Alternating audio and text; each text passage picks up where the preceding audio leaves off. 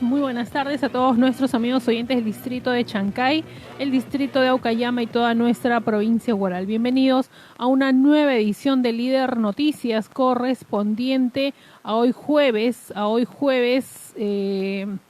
8 de agosto del 2019, año de la lucha contra la corrupción y la impunidad. Iniciamos el programa con una entrevista. Tenemos en nuestros estudios a la profesora y psicóloga Marielena Burgos. Ella es docente del Centro de Educación Básica Especial número 5, César Germán Briceño Casas de Chancay. Integra el equipo SANE. Profesora, muy buenas tardes. Un saludo para nuestra población. Buenas tardes, señorita Gina. Muchas gracias por la invitación y un saludo cordial a todos los oyentes de Radio Líder en todos los lugares donde escuchan. Profesora, coméntenos en primer lugar en lo que va del año 2019, ¿cuál ha sido la labor del equipo SANE en el CB05? Bien, bueno, el equipo SANE del Colegio Especial, el SANE significa Servicio de Atención y Asesoramiento a las Necesidades Educativas Especiales. Es decir que nosotros, que somos 5 integrantes del equipo SANE, vamos a todas las instituciones educativas del distrito donde atienden a estudiantes con discapacidad leve y moderada. Y nosotros tenemos que trabajar a nivel institucional, es decir, con los directores y los docentes de esa institución donde hay niños incluidos, ¿no? En este primer semestre estamos atendiendo alrededor de 21 instituciones educativas inclusivas donde hay niños con diferente discapacidad. Discapacidad intelectual, discapacidad física, discapacidad auditiva, discapacidad visual, y tenemos alrededor de 12 estudiantes con autismo. Y eso para nosotros es alarmante porque hasta el anteaño pasado eran 3 o 4 estudiantes con autismo, hoy tenemos 12. 12 alumnos, y eso, le repito, es alarmante, ¿no? Porque claro, nos lleva a pensar qué está pasando, por qué se está incrementando los estudiantes con autismo. Bueno, y como equipo SANE lo que nosotros hacemos es trabajar, le decía, a nivel institucional, es decir, tenemos que brindar información a todos los docentes, a los directores sobre lo que es discapacidad, los tipos de discapacidad y hacerles conocer cuál es nuestra función. Y la función que cumplimos nosotros como integrante del equipo SANE es acompañar, asesorar, orientar a los docentes que atienden a los niños incluidos. Es decir, trabajar con ellos respecto a qué deben hacer frente a los chicos con discapacidad, ¿no? De qué manera deben trabajar, qué materiales deben usar, cómo deben hacer su programación, ¿no? Y justamente estas 2 últimas semanas de julio hemos estado trabajando sobre adaptaciones curriculares.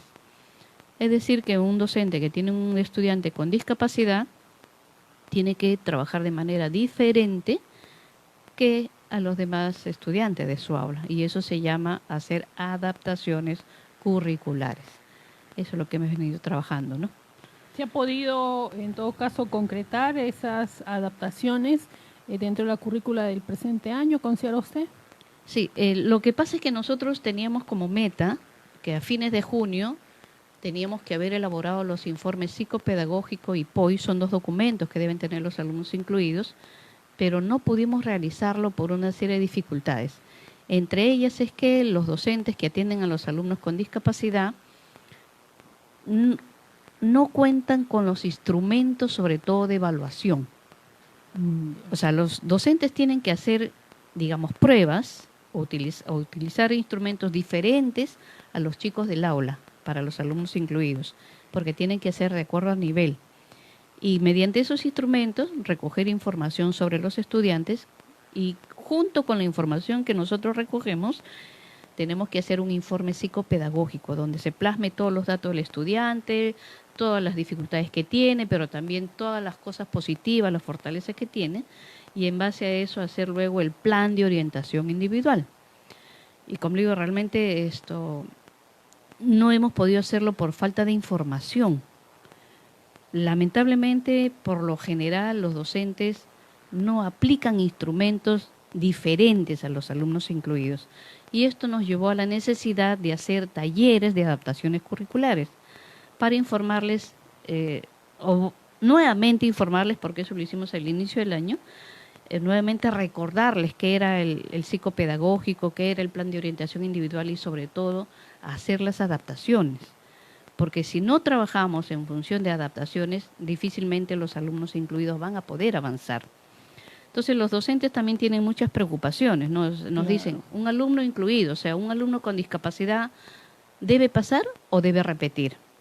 ¿No? Porque en muchos casos también hemos visto que los han hecho pasar, incluso sin que los estudiantes asistan normalmente, porque ellos, al igual que todo estudiante, debe asistir regularmente.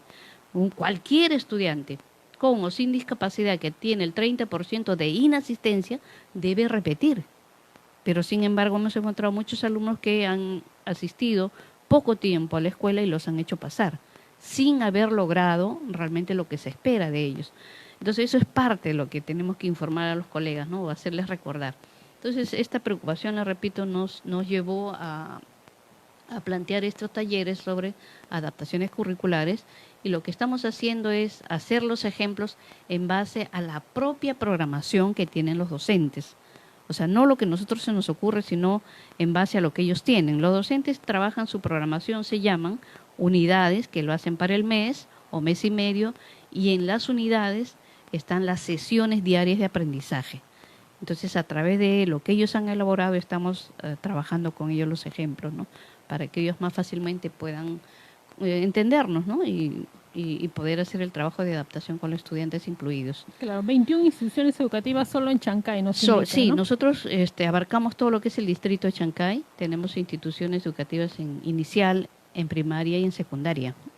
Son 21 en total. Claro. Sí. Ahora, ¿y considera usted de que los docentes están predispuestos a estos cambios o a trabajar quizás de forma más armónica con estos alumnos? Bueno, en general vemos que sí. Si quieren. Sí, hay predisposición. Incluso hay predisposición, incluso hemos encontrado docentes muy preocupados, ¿no? Que por propia cuenta, incluso tenemos el caso de un docente, es el colegio de Laure. Mire, por primera vez el docente tiene a un niño con dificultad, con discapacidad auditiva, o sea, un niño que no escucha. Y el docente por cuenta propia ha estudiado, ha llevado un curso de lenguaje de señas, que es lo que le permite comunicarse con el estudiante con discapacidad auditiva. Qué bueno, ¿no? Y de verdad que ese es algo para nosotros sumamente valioso, importante, ¿no? Claro. Que un docente se preocupe, ¿no? Y busque la manera de cómo llegar a su alumno. Y esto pues le está ayudando muchísimo, no solamente a él en comunicarse con el niño, sino a todos los compañeros, porque todos están aprendiendo el lenguaje de señas. Y esto permite que el niño... ¿Es primaria o secundaria? Es primaria. Está en segundo grado el niño. Entonces, esto permite pues que el niño con discapacidad no se sienta solo, no se sienta aislado, sino que siente que los demás ya pueden comunicarse con él, porque la dificultad es la comunicación. Entonces, él no verbaliza, pero a través del lenguaje de señas ya se está comunicando, ¿no? Y así como este docente, encontramos docentes muy predispuestos, muy preocupados, ¿no? Bueno, hay quienes todavía no comprenden el sentido de lo que es inclusión, ¿no? Claro, más bien lo consideran que es una carga. Sí, están interrumpiendo su labor del año. Así es, incluso nos dicen todavía algunos, bueno, este es un alumno con discapacidad, profesora, llévelo a su colegio, ¿no? O me quita tiempo, me hace perder tiempo. No, justamente la inclusión se trata de que los alumnos con discapacidad sean atendidos según sus dificultades, por eso son las adaptaciones, pero también tienen que participar en todas las actividades que hace en el aula y en la escuela. Es decir, así como los compañeros trabajan en el área de comunicación, matemática, personal social, religión, arte, el alumno con discapacidad también tiene que trabajar esas áreas. Si hay un concurso de danza, si llevan un taller de inglés o llevan taller de computación, el alumno con discapacidad también tiene que participar, ¿no? Entonces, es un poquito que hay coleguitas que todavía no entienden esa parte, ¿no? Y piensan que un alumno con discapacidad solamente va al colegio a entretenerse o a jugar, o como dicen algunos, a socializar, estar con los amiguitos, con los compañeros. No, eso no es inclusión. Inclusión es que el niño esté participando al igual que todos sus compañeros en todas las áreas, en todas las actividades del aula, de la escuela, ¿no? Y es eso lo que queremos buscar e insistimos en eso con los colegas, ¿no? Claro, en el caso de los colegios aquí en Chancay, es bien sabido que hay casos de violencia juvenil, ¿no? En los colegios. En el Sí. caso de los eh, alumnos incluidos provenientes del CEBE, ¿hay casos de violencia con ellos? ¿O hacia ellos o de ellos hacia las otras personas? En las escuelas regulares, Sí. no solamente hay violencia con los niños con discapacidad todavía, hay violencia entre compañeros mismos que no tienen discapacidad. Todavía hay Ya. mucha discriminación, ¿no? Eh, no solamente es verbal, es psicológica, porque el trato que se dan entre compañeros no es el más positivo, no es el más agradable. O sea, entre compañeros de repente pues se serranean, se cholean, se dicen una serie de adjetivos, ¿no? Sí, Que bien son fuertes, fuertes y muy muy discriminativos. Sí, agresivos. así es, ¿no? Entonces eso es, si los alumnos de regular todavía sufren de bullying, de discriminación, también todavía lo sufren los chicos con discapacidad, ¿no? Ya. ¿No? Felizmente no es mucho, ¿no? Incluso en Quepepampa hay una alumna de segundo y secundaria que es una estudiante con autismo, es la más hábil de su salón, es la que participa, es la que está en todo, incluso me dicen que ha llegado en los juegos escolares, ha quedado creo a nivel regional. Esa es una chica que destaca en todo. Y ella, o sea, es consciente de su discapacidad y no deja que la agredan, ¿no? No deja que la maltraten. O sea, es más bien un poco, me dicen, la que ella pone orden en el aula. Ya. Pero eso no pasa con todos los estudiantes, pues, Claro, ¿no? claro. Y ¿Quizás sea un tema de personalidad? tiene que ver la forma de ser de cada uno, Claro, efectivamente, ¿no? Pero para tener una personalidad positiva, adecuada, depende mucho de los padres, pues, ¿no? claro. O sea, es algo que yo siempre hablo y siempre debo recordar. Nosotros las personas somos producto de lo que los padres han hecho con nosotros en especial, ¿no? Por eso, una vez más, los primeros años de nuestra vida es fundamental, ¿no? Y no solamente Igual es para el caso de los niños con discapacidad. para cualquier persona, Ya. para cualquier persona. Mire, ayer estábamos en la capacitación que estamos en Huacho y justamente estaba hablando un terapista ocupacional.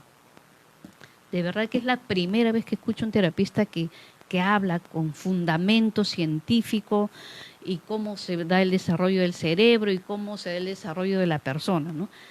Y él señalaba efectivamente que la última semana del bebé antes de nacer es fundamental porque se desarrolla el 35% del cerebro del niño. Entonces él decía, qué pasa con los bebés que nacen antes de término, o sea, antes de los 9 meses? ¿O qué pasa con los bebés que son cesariados, también antes de tiempo? O sea, no tienen cumplen, su... ¿no? Y la interrogante está ahí, ¿qué pasa con su cerebro? Claro. Si no llegan a la última semana, entonces ese 35% de desarrollo del cerebro, ¿en qué momento se cubre? Claro, va a ser después del nacimiento, pero eso lleva, decía él, aproximadamente un año.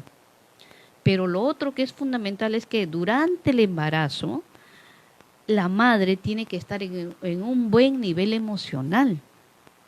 Pero ¿qué pasa con aquellas madres que sufren maltrato, Claro. ¿no? No tienen las condiciones básicas necesarias, están angustiadas, de repente no hay una buena alimentación, tienen anemia? O sea, por eso es un gran riesgo cuando la mujer no está en buenas condiciones físicas y psicológicas para ser madre, porque ya se va formando ahí. Por un lado, todo lo que es el cuerpo, el sistema nervioso, que es fundamental, o sea, el cerebro, toda la espina dorsal y todo el sistema nervioso, pero también está la parte emocional. Entonces, bueno, y luego del nacimiento, o sea, ¿qué es lo que pasa en la casa, no? ¿Cuál es el trato que le damos a los hijos?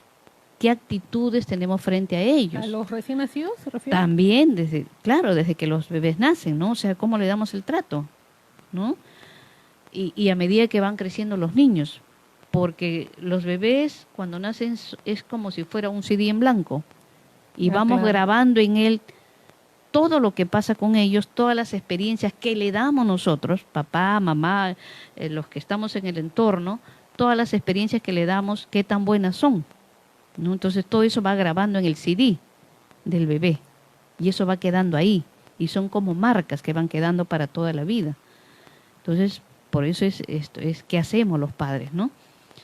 Ahora, usted me decía respecto a la violencia. Imagínese un niño que constantemente escucha, eres un chuki, eres un chuki, eres un chuki, eres un diablito, eres un malcriado, eres un malcriado. O sea, ¿qué es lo que va el niño escuchando y qué es lo que va quedando en el cerebro? Y hay estudios científicos que confirman eso, pues, ¿no? Así es, Claro.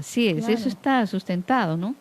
Y lo que pasa es que siempre nosotros estamos fijándonos en los niños, pero en las cosas negativas. No puedes, no sabes, no puedes, no sabes, eres un burro, eres un chuki, eres un malcriado, ¿no? Eso es lo que escuchan, pero ¿en qué momento les decimos, muy bien, estás aprendiendo, qué bueno hijo, gracias por hacer esto, ya te pusiste la media solo, ya te cepillaste los A los dientes? niños con discapacidad también se les debe decir Igual, lo mismo. funciona igual en cualquier ya. persona, Claro, en pero así cualquier... ellos aparentemente no tengan la capacidad, Así es, igual. igual, igual. Ujú. Solo que en ellos se requiere enriquecer las actividades y los estímulos que se le da. O sea, que sean más fuertes, ¿no? Captar más la atención de ellos. O sea, ese es el trabajo diferenciado, pues. Las Claro. adaptaciones que se tiene que hacer en la escuela, por ejemplo. ¿De qué manera? De manera diferente, ¿no? Según lo que ellos necesitan. Profesora, pero hay una situación bastante particular, ¿no? Que los niños están creciendo con demasiada tecnología en la actualidad, incluso los pequeñitos, ¿no? Hablábamos un poco fuera de micrófono de esta situación que se da ahora y que parece funciona, que la mamá le entrega el celular al niño, a la niña, para que pare de llorar o para que no le interrumpa las acciones que está realizando la mamá o el papá. Y funciona realmente, pues el niño se queda quietecito, la niña se queda quietecita y no molesta. Claro, funciona así momentáneamente. Pero la pregunta es, ¿y cuál es el propósito de hacer eso? ¿A qué nos va a llevar eso? Porque las consecuencias no se van a ver de inmediato. Las consecuencias es a largo plazo. Uno, ¿por qué las mamás o los papás dan el celular para que se tranquilice el niño o la niña? Porque, en principio, no saben qué hacer.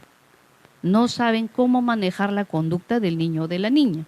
Entonces, lo más fácil, lo más cómodo es, le doy el celular, le doy la tablet, que se entretenga ahí. Uno, hay muchos riesgos. A nivel emocional, ¿no? O sea, simplemente le doy un objeto, pero yo no estoy tomando una actitud directa. O de decirle, ya, tranquilízate, cálmate, hijita, listo, luego conversamos. No le digo nada, simplemente le doy el objeto. No estoy haciendo nada a nivel emocional. A nivel de conducta, estoy generando más bien una conducta inadecuada. Es decir, la siguiente vez va a ocurrir lo mismo. Llora y yo ni siquiera sé por qué está llorando, no sé si tiene frío, si tiene hambre, si necesita algo, qué le pasa, simplemente le doy el celular o la tablet. La siguiente vez que el niño llora igualito, le doy. O sea, yo estoy generando una conducta inadecuada y es más, las voy incrementando. El niño va a aprender que cuando él quiere algo, o quiere la tablet, o quiere el celular, va a tener que llorar. Yo estoy generando esa conducta inadecuada. Pero eso es momentáneo. Calma en ese momento al niño. Pero la conducta inadecuada va a seguir y va a avanzar y va a ser más fuerte cada vez. Entonces lo que tenemos que buscar es más bien qué hacemos. Primero saber por qué es la conducta del niño. Siempre hay razón para algo. Cualquier conducta del niño, el llanto, el pegar a otro niño, el fastidiar, siempre hay un porqué y ese porqué tenemos que saber por qué, ¿no? Los niños no hablan como nosotros, no razonan como nosotros los adultos, por eso es que su forma de comunicación puede ser un gesto, puede ser el llanto, pegar a un compañero, ¿no? Pero ahí también entran otras cosas que está faltando y es que los niños desde pequeños tenemos que enseñarle normas de comportamiento o reglas. Y eso es otro asunto que está faltando mucho. No le estamos poniendo reglas a los niños. Entonces, por eso es que los chicos están haciendo lo que quieren. ¿Quién termina siendo la autoridad en la casa? El niño. El niño. Porque los padres, los adultos que estamos alrededor, terminamos haciendo lo que el niño quiere. Claro. Y los niños de corta edad no tienen noción todavía de lo que es bueno, lo que es malo, lo que es positivo, lo que es negativo. Por eso es que somos los padres, los adultos, lo que primero, en los primeros años nosotros tenemos que orientar a nuestros niños. Porque recién a los 8, 9 años, dependiendo de la madurez de cada niño, recién ellos van a saber qué es bueno, qué es malo. Y va a depender mucho también de las experiencias que tienen, lo que nos ven hacer a nosotros los adultos. Claro, profesora, pero yo he visto también casos, quizás usted también ha tenido conocimiento. Ahora, por ejemplo, cuando le quitas el celular o tratas de controlar el celular a un adolescente, hombre o mujer, pero es como si le cortaras los brazos, le quitaras la vida al adolescente, Sí, ¿no? pero eso es producto de qué? ¿Quién le dio el celular al chico? O sea, se van a una depresión, a un extremo de depresión. Así es, o sea, hay una dependencia tal del celular y la tablet porque los padres hemos hecho eso, porque los padres hemos permitido eso, no por los chicos mismos. Por eso digo, ¿quién debe manejar la situación en la casa? Los padres, obviamente, mamá y papá, los dos, porque ahí viene otro problema, que a veces los padres, cada uno por su cuenta, intentan manejar la situación, pero hacen lo contrario uno y otro. Entonces, al final, los chicos sacan ventaja de eso. Claro, también. Y los chicos dicen, yo sé a quién se la hago, pues, ¿no? Yo sé a quién. Mi mamá no me deja, pero yo sé que mi papá sí. O mi papá no me deja, pero yo sí, con un besito, un abracito, ya lo convenzo a mi mamá. O sea, los chicos terminan haciendo lo que quieren. Entonces, por eso le decía, cuando a un niño pequeño le vamos acostumbrando, no, entre comillas, a calmarlo, dándole el celular o la tablet, a la larga, ¿qué vamos a tener? Hijos dependientes de un aparato, que es el celular o la tablet. Y luego van a ir de repente al internet, a los juegos, y por eso también se está incrementando mucho la ludopatía. Sí, pues, bastante. ¿No? Y mire, cuántos casos de jovencitos en Lima que hasta se fugan, roban dinero de su casa y se encierran en una cabina y están varios días. No comen, no duermen, nada y están permanentemente. Esa es una enfermedad, por eso se llama ludopatía, ¿no? Pero ¿quién genera esto? Nosotros, los padres. Eso es lo que tenemos que tener muy en cuenta, que somos los padres los que vamos a generar conductas inadecuadas y hasta enfermedades como la ludopatía. Por eso es que nosotros somos los que tenemos que aprender a manejar las situaciones en la casa, a manejar la conducta de nuestros hijos para poder enseñarles conductas positivas, conductas adecuadas y no generar más bien conductas negativas. Pero, profesora, y por ejemplo, si el alumno o el hijo es muy inteligente, con un coeficiente intelectual muy alto, ¿se le puede dar esos gustos, entre comillas, o facilidades, como el caso de la tecnología? Claro, los chicos necesitan de tecnología. El asunto es que hay que enseñarles cuándo deben usarlo y para qué. Y dosificar. Claro, pero si el papá no sabe o la mamá no sabe. Ahí está, pues, ¿de quién es la falla? ¿Del hijo o del papá? De los padres. De los padres, porque somos los padres los que tenemos que estar pendientes. Mire, ayer conversaba con una coleguita, veníamos hablando de una serie de cosas, ¿no? De los casos de violación que están pasando con nuestros estudiantes. Y justo ella me dice, ¿no? Y me dice, yo tengo una sobrina y también su papá trabajaba desde las 7 hasta las 11 de la noche, la mamá llegaba a las 5 de la tarde y no se dieron cuenta que la chica estaba embarazada hasta que cumplió los 9 meses. ¿Ah, sí? Y yo le digo, qué insólito, ¿no? O sea, viviendo en la misma casa, ni papá ni mamá se dieron cuenta que la chica estaba embarazada. Había concluido quinto de secundaria. Entonces luego la mamá incluso hizo un escándalo, dice, se fue a buscar al chico, al papá y a gritarles todo un eso. Pero ¿de quién es la responsabilidad? De nosotros, pues los padres. Entonces, si nosotros no nos acercamos, no conversamos, si no logramos que nuestros hijos confíen sus cosas a nosotros, ¿a quién se la van a contar? A los amigos. ¿No? Y a los amigos que están igual que ellos, en una edad de búsqueda, de aprender muchas cosas, de explorar muchas cosas. ¿No? Entonces, los hijos son producto de lo que nosotros hacemos. Si yo realmente me intereso, me preocupo por mi hijo, por mi hija, tengo que saber, pues, ¿Qué está pasando? ¿Cómo está? Claro. ¿Cómo se siente? ¿Está bien? ¿Está mal? ¿Qué le pasa? ¿No? No solo físicamente, dice, hijita, ¿qué pasa? ¿Qué tienes? ¿Te duele tu estómago? ¿Por qué estás así? ¿O cómo te sientes? ¿Estás mal? ¿Estás triste? ¿Lloras? ¿Por qué? ¿No? Y tengo que conversar, pero conversar pues de cosas importantes. ¿Cómo estás? ¿Qué quieres? ¿Cómo te sientes? ¿Qué piensas? Y orientarla a que siga ya, que se plantee objetivos, que se plantee metas. Pero si yo solamente voy como pasa muchas veces, ¿no? Yo les digo a las mamás o a los padres en las reuniones, ¿ustedes hablan con sus hijos? Sí, profesora, me dicen todos. ¿De qué hablan? ¿De esto es guerra? ¿De combate? ¿De lo que vieron en la televisión? Eso no es conversar, pues. Conversemos de las cosas importantes. Pero ya en la actualidad hay pocos padres o mamás quizás que hablan, que usan esos métodos, ¿no? De Por eso, conversar por eso es que estamos largamente. así, pues lamentablemente por eso nuestros hijos están así. Y lo peor es que después le echamos la culpa a los chicos. Y después decimos, ¿por qué Dios me ha castigado con un hijo o una hija así? Dios no nos castiga. Dios nos ha dado la libertad para nosotros poder elegir y hacer, primero, si queremos tener o no hijos y decidir cómo los criamos. Por eso cuando me dice, ay profesor, es un niño mal criado, efectivamente, es un niño mal criado, o sea que lo han criado mal. Efectivamente, es un niño mal criado, porque lo hemos criado mal, pues. Entonces, por eso realmente los padres somos los que tenemos primero que tomar conciencia de cuál es nuestro rol, para qué traemos hijos al mundo, para qué.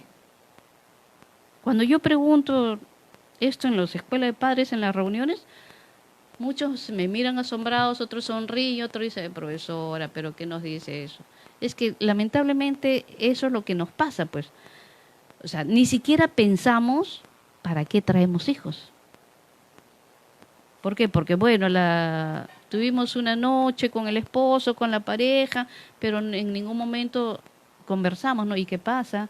Ya es momento que salga embarazado o no, o qué hacemos, cómo vamos a hacer si ya se da un embarazo. O sea, eso son cosas vitales en nuestra vida, pero no lo conversamos, ¿no? Y le repito, cuando yo las pregunto en las reuniones, pues sonríen algunos, otros dicen, ay, profesora, se me chispoteó, pues, ¿no?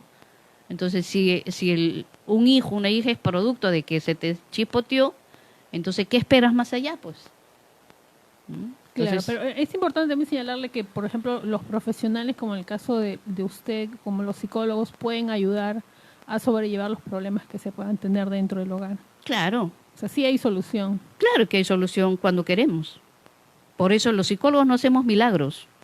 Los psicólogos, como yo siempre digo, no tenemos una varita mágica para tocar persona a persona su cabecita y decir, mi varita mágica te toco y el problema solucionado. No, el papel de nosotros los psicólogos es hacer que las personas vean su realidad, vean objetivamente qué está pasando con ellos y que la persona tome sus propias decisiones.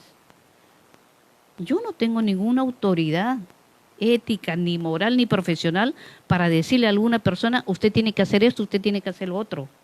Yo solamente decido en mi vida y no puedo decidir en la vida de otra persona. O sea, los psicólogos lo que hacemos es eso, clarificar la situación y que la persona aprenda a tomar decisiones. Entonces, ¿qué decisiones quiero yo? ¿Positivas o negativas? Decisiones que sirven para mi vida, para crecer como persona, para crecer como madre, como padre, para crecer como profesional o para crecer en el oficio que yo me desempeño, esas decisiones tengo que aprender a tomar yo. Y a nuestros hijos también les tenemos que enseñar a eso, a que tomen decisiones.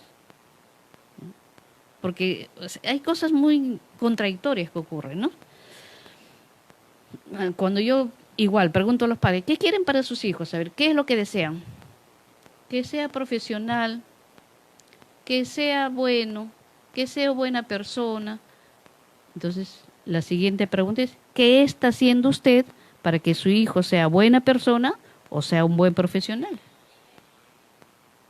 Entonces, esas cosas son las que los padres tenemos que hablar, pues. ¿Qué queremos? ¿Qué queremos? ¿No? Finalmente, en mi caso yo diría, yo siempre lo que siempre quise yo es que mi hijo sea feliz. Y así le decía, ¿no? Hijo, tú decidirás si quieres ser profesional, si quieres ser jardinero, si quieres ser albañil, si quieres, eso va a ser tu decisión. Yo te voy a dar la oportunidad, pero tú vas a decidir. Y tienes que ser feliz en lo que tú quieras. Porque no porque una persona haya estudiado en una universidad, en un instituto, tenga una profesión, significa que va a ser feliz. Sí, pues es cierto. Puedo ser un jardinero, puedo ser un albañil, puede ser una persona que vende en el mercado a mucha honra y es una persona feliz porque se siente bien haciendo lo que hace, ¿no? Se siente bien ahí. Entonces, eso es lo más importante, pienso yo, que seamos felices con lo que tenemos, con lo que somos y con las aspiraciones que también nosotros nos planteamos, las metas que tenemos en nuestra vida, ¿no? ¿Cuántos casos se ven de profesionales? Imagínense, ¿no? Infelices toda su vida. Pueden tener 1, 2 profesiones, pero se sienten que no han logrado nada, porque se olvidaron de la parte como personas, pues. Entonces hay que buscar eso, ¿no? Nuestra parte personal, ¿qué quiero yo? Y lo que nos está faltando es eso, ¿no? Ya creo que una vez o más veces lo he dicho, nos estamos deshumanizando, nos estamos olvidando que somos seres humanos, que somos personas. Y eso es lo que hay que retomar, que somos personas, que tenemos sentimientos, que reímos, que lloramos, que amamos, que nos equivocamos, pero que aprendemos y tenemos la capacidad de sin caer, levantarnos. Hay que recordar eso y hay que retomar que somos personas en primer lugar, ¿no? Efectivamente. Profesora, muchísimas gracias. Se nos ha acabado el tiempo de la entrevista, pero le agradecemos muchísimo toda esta conversación que nos ha tenido y en conclusión nos deja, ¿no?, de que esta importante frase, ¿no? Seamos felices con lo que tenemos y con lo que somos. Gracias a usted por esta oportunidad y cuando guste, sabe que estamos a disposición de usted y Radio Líder. Muchísimas gracias. Hemos conversado en Líder Noticias con la psicóloga y profesora María Elena Burgos del CB05 de Chancay. Adelante, estudio.